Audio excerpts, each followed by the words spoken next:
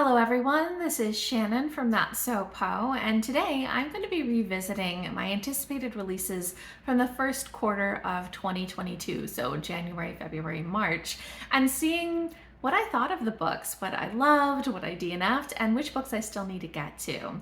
Last year was my first time doing anticipated releases, and so I kind of want to see, how I did at picking out books that I wanted to try and read. I've seen Rachel at Kalanati, who I will link below, do this as well for looking back at her anticipated releases, and I thought that was like a really neat reflection exercise, so that's what I want to do today. And I'll go through the books in the order that I had them on my original list, which was their expected publication date. So first was Goliath by Tochi Onyebuchi, which is a sort of sci-fi dystopian that is looking a lot at issues of gentrification and ecological collapse and all sorts of things like that. This is a book that lots of people have really loved. It's very literary in feel, and it's addressing some very interesting topics. For me though, this was a DNF because it was just way too graphic in its descriptions. I was also a bit lost in the story. It's got a very heavy feel, very dense and literary, and it just wasn't working out for me, especially with all of the violence and kind of graphic nature of it. Next was Solimar by Muñoz Ryan. This was a middle grade fantasy about a young princess who lives in a land where her brother is supposed to take over as the king, but he doesn't really want to be king, and she has a lot of ideas about what should be done. It has kind of like a feminist feel to it, lots of magic, kind of a talking bird companion, those sorts of things. I liked the idea of this, but when I started reading it, it felt a little clunky to me, almost like a made-for-TV Disney movie. It was just a little over the top, and I wasn't quite getting along with the writing style, so it ended up being a DNF. Next is Maizy Chen's Last Chance by Lisa Yi, which is a contemporary middle grade about a girl who goes to where her grandparents live with her mom. They haven't really been in much contact, and learns a bit about their family history while also dealing with some of the kind of anti-Asian sentiment in the town.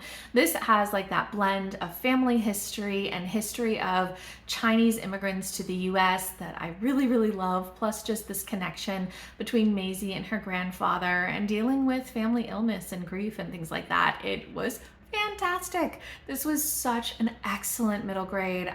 It was one of my favorites of the year. I really recommend this for anybody who loves middle grade. I gave it 5 out of 5 stars. Next is Broken Halves of a Milky Sun by Aaiún, which is a poetry collection that sounded really interesting to me, but my library didn't purchase it, so I didn't get the chance to read it and I don't have any thoughts. Then there was The Impossible City by Cheung, which is a memoir kind of mixing Cheung's own experiences growing up in Hong Kong with lots of political and cultural commentary talking about issues in Hong Kong, especially through the lens of how she experienced them. Things like issues with housing or mental health access, or just dealing with a lot of the protests against mainland China, all these sorts of things. This memoir was fantastic. I loved the writing style, and I loved all of the things that Cheung discussed. I thought that it was fascinating. This was also one of my favorite books of the year. I gave it 5 out of 5 stars. Next is A Comb of Wishes by Lisa Stringfellow, which is a middle grade fantasy contemporary set in the Caribbean about a little girl who is beachcombing and finds this magical comb that belongs to a mermaid who is willing to sort of grant her a wish in exchange for the comb back, but things don't necessarily go the way that it's expected. This had really cool magic and this folklore and a lot of also just discussion of kind of contemporary issues in Caribbean kind of nature and society and things like that. But it did have quite a bit of action and just moved a little bit fast for me. But even so, I did really enjoy this, and I gave it 4 out of 5 stars. Then there was Bitter by Akwaeke Emezi, which is a YA fantasy prequel to Pet, which I had really loved, but I have not yet gotten to this one. It is still on my TBR. In fact, it's on my TBR for this month, so hopefully I will get to it very soon, but I haven't read it yet. Next is Golden Girl by Reem Faruqi. This is a middle grade novel in verse, contemporary, about a girl who is struggling with a lot of stuff happening in her family, including her grandfather being ill and going through chemo, as well as her dad being detained abroad under false charges, but kind of splitting up her family. And she's dealing with some of this through kleptomania and trying to figure out how to stop taking things. I loved the verse in this. I loved the issues that were discussed. It was just really moving and I thoroughly enjoyed it, and I gave it 5 out of 5 stars.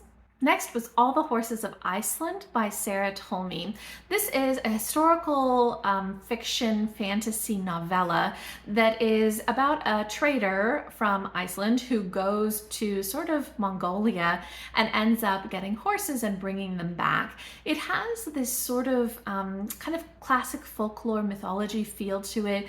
The magic in this is more about like spirits and things like that, but I found it really engaging and I love the historical setting.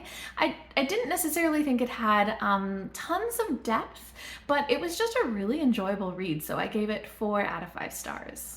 Then there was Dream of the Divided Field by Yanyi, which is a poetry collection. I had really liked the sound of this one, but I don't remember much of it now. When I read it, I think I thought that it was interesting in terms of the themes, but I don't know that I really connected with it very much. And I had given it 3 out of 5 stars, so it was okay, but definitely not something that stuck with me. Next is Red Paint by Sasha LaPointe. This is a memoir by a Coast Salish indigenous author who's also into punk, and it sounded really, really cool, but I have not yet gotten to this. I do have a hold on the audiobook for this, so I'm hoping in the next couple of months that I will get to it because I'm still very interested.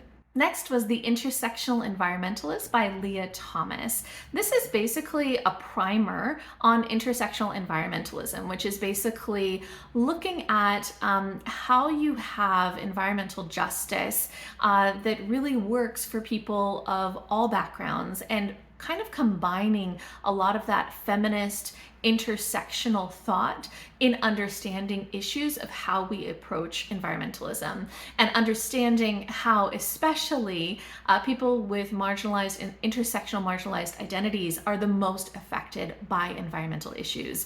I thought this was so good. It had so much detail in it, really just a primer on all of these things. It maybe didn't hold together in terms of narrative voice as much as some other things, but it just had so much information and it was really, really useful. So I gave it 4.5 out of 5 stars. Then there was Read Dangerously by Azar Nafisi, which is basically a series of letters that Nafisi wrote sort of to her father who had passed away, but just imagining conversations with him, talking about a lot of the issues in the modern world, things of fascism and things of racism and all these sorts of things, and relating that to a lot of books and the way that those books kind of help you think about things and explore controversial ideas. I loved the premise of this, but when I started reading it, I realized that it was very heavy into literary analysis, which isn't so much my thing, and that kind of format of it being letters to her dad didn't really work for me because it kept breaking me out of the reading experience when she would explain things to her dad that her dad would clearly know, stuff about Iran, and they're both Iranian, that was clearly for the reader. So I just got really out of this book when I was reading it, so I DNF'd it. Next was Kundo Wakes Up by Saad Z. Hossein. This is a science, fantasy, dystopian, eco-dystopian novella that is really very, very cool in terms of world building. Just about this guy who sort of wakes up after a long time of being kind of out of it, and his wife has gone missing, and he thinks something bad has happened to her, even though he also thinks she probably left him because he wasn't being a very good husband. And it's about his journey to kind of find her.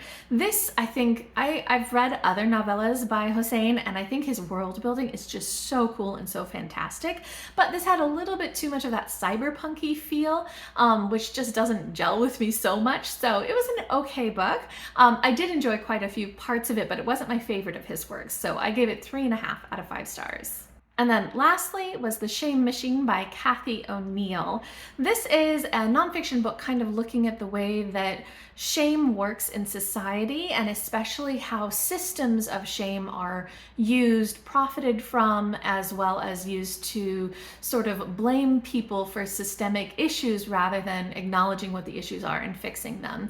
I think that the topic that this book covered is very, very interesting and really something that I want to know about. But in terms of the way that the book covered it, I felt like it wasn't very cohesive, and I feel like the argument it built wasn't very strong, even though it had a lot of interesting topics in it.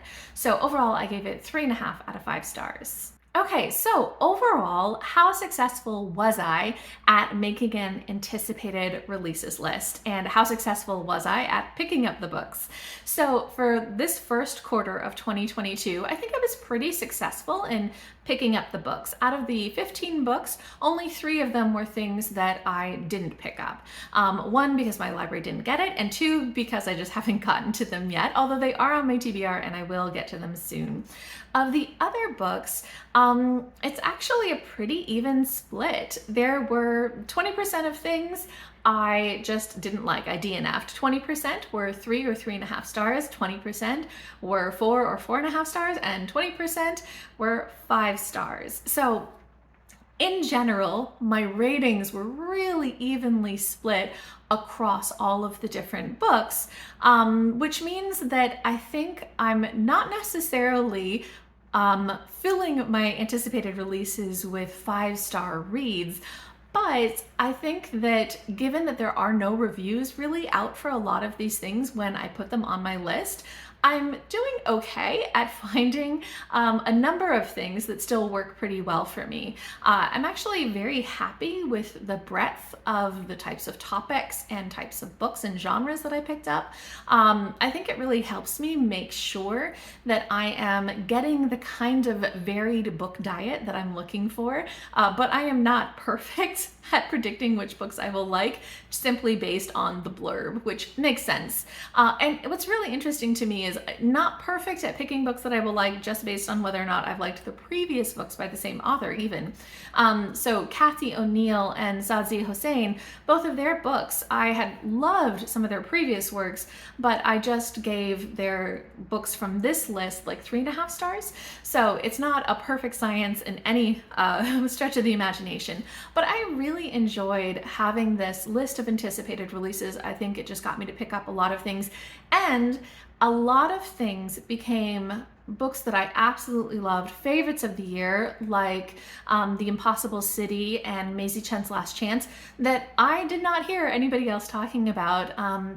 I'm not that plugged into the bookish universe, so there's probably people who are talking about it who are not people that I'm hearing, but I wouldn't have heard about those books otherwise. So I'm really happy that I went out and kind of made this list and found books that intrigued me and got the chance to pick those up. So I felt overall that this was a pretty successful experiment of anticipated releases, and hopefully I'll get to those last 2 books soon.